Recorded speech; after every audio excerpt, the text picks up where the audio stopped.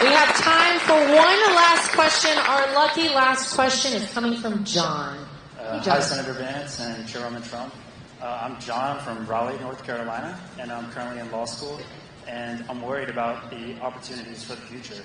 And under Sleepy Joe and Kamala, inflation has been catastrophic, and the economy is a disaster. Sure.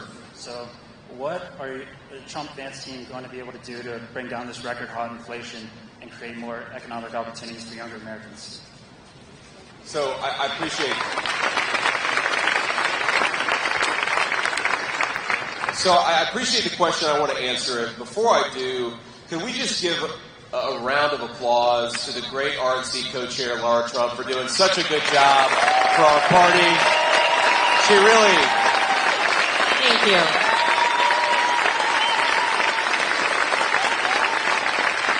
Cheating in this election, I can tell you that much. That's right. But one of the things, Laura, I think you've done is give people faith in this election. And obviously, nothing's ever going to be perfect. It never was. It never will be. But we are in a much better position in 2024 thanks to the leadership of Laura Trump. So get out there and vote. Get out there and vote. Yeah. Just don't clap.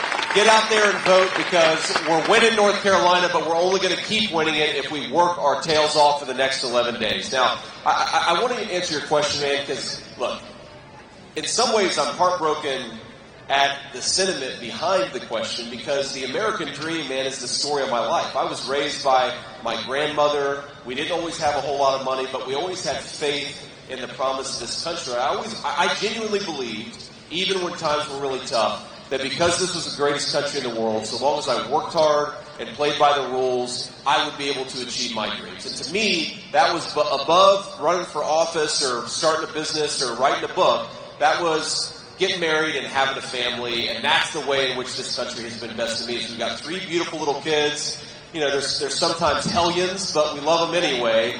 And that's the way in which the country's been so good to me.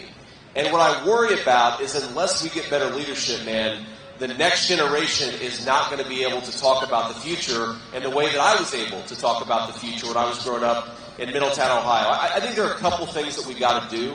So number one is you've got to make it easier for young Americans to build wealth in this country. We've got way too many Americans, way too many young people. They're mired in credit card debt. Credit card delinquencies have shot through the roof over the last few months. They have no prospect of owning a home. They have no prospect of really building a life. I don't want young Americans to be paupers, to be permanent renters in the society built by their parents and grandparents. I want them to have a life. And that life, I think, starts with owning a stake in this country.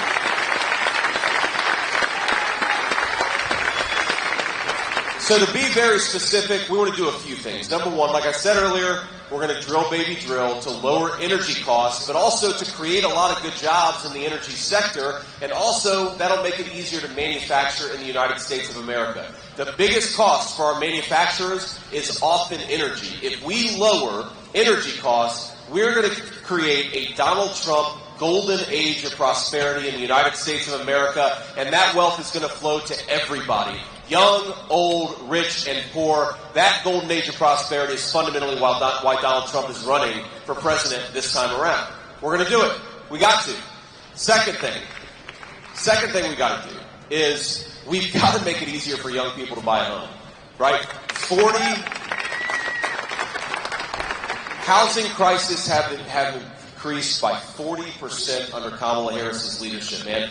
I want you to be able to grow up, finish law school, get a good job, buy a home, and raise a family if you so choose. And that dream is getting further and further away for a lot of young American families. When President Trump is back in office, here's what he's going to do. Number one, we're going to lower interest rates so that people can afford to buy homes again. Mortgage interest rates are way too high.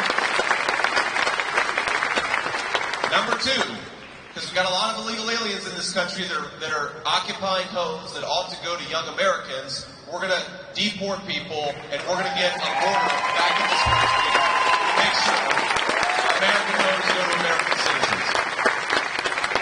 And then the third thing that we're going to do, and President Trump is one of the biggest and starkest differences between Kamala Harris and Donald Trump, and there's a lot of them.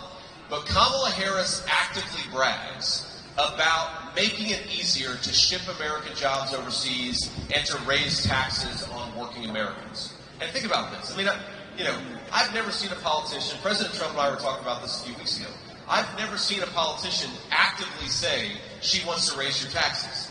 Now, sometimes they do want to raise your taxes, but they lie to you.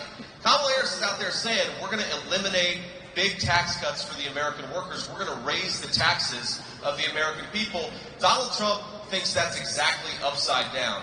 Here's what we're going to do when President Trump is back in the White House. We're going to cut taxes for American workers and penalize the companies that are shipping American jobs overseas. That's how we create prosperity for the next generation.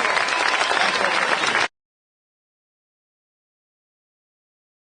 Just to go back to what I said earlier, I sort of mentioned, I said they're not going to cheat this time around. Let me just be very clear about this. We are never going to repeat the election of 2020 ever again. Okay? When I took over as co-chair of the RNC alongside another North Carolinian, our chairman, Michael Watley, from right here in North Carolina, we said, what do we need to do to make sure that we have free, fair, and transparent elections? And we said, you know what we'll do? We're going to put together the most comprehensive and aggressive election integrity operation this country's ever seen. Hear, hear. And in addition, we're going to promise, we're going to get a lofty goal together, and we'll just put it out there and see what happens. 100,000 people that we would train as poll watchers, poll workers, and legal experts. And I'm happy to report, as of about a week ago, we have trained 230,000 people in this election.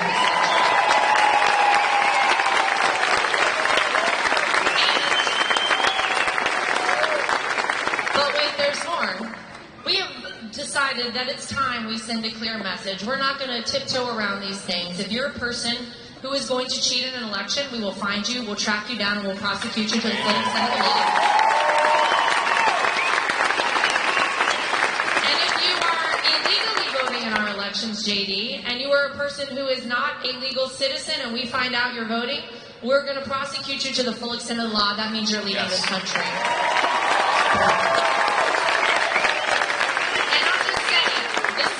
Is working. I get texts and phone calls, you can imagine, all the time since early voting has started.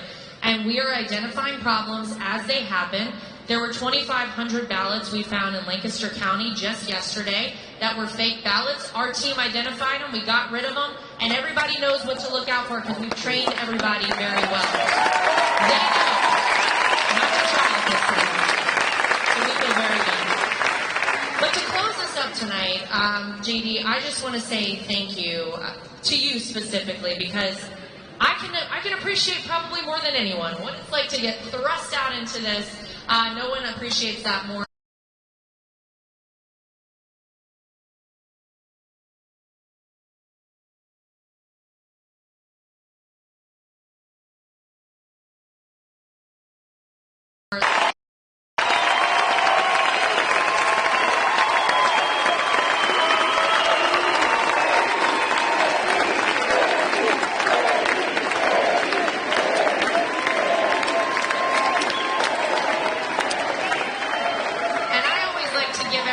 Just a little something to leave with. If you guys need to get a little hyped up over the next 11 days, do yourself a favor.